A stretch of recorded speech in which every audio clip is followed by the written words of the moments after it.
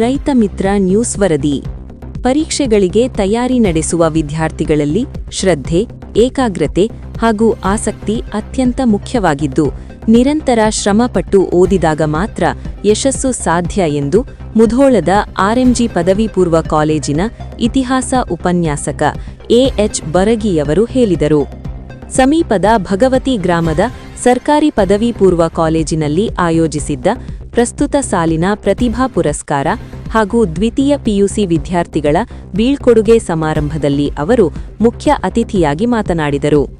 ವಿದ್ಯಾರ್ಥಿಗಳು ಸ್ಪಷ್ಟ ಗುರಿ ಹಾಗೂ ದೃಢ ನಿರ್ಧಾರ ಕೈಗೊಂಡು ಪರೀಕ್ಷೆಗಳಿಗೆ ಮಾನಸಿಕವಾಗಿ ಸಿದ್ಧರಾಗಬೇಕು.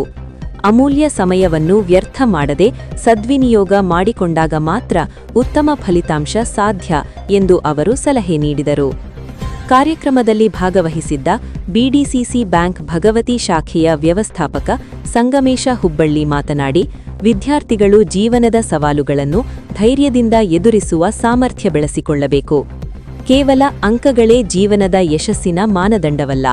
ಮಾನವೀಯ ಮೌಲ್ಯಗಳನ್ನು ಅಳವಡಿಸಿಕೊಂಡು ಶಿಸ್ತುಬದ್ಧ ಅಧ್ಯಯನ ನಡೆಸಿದರೆ ಉತ್ತಮ ವ್ಯಕ್ತಿತ್ವ ರೂಪುಗೊಳ್ಳುತ್ತದೆ ಎಂದು ಹೇಳಿದರು.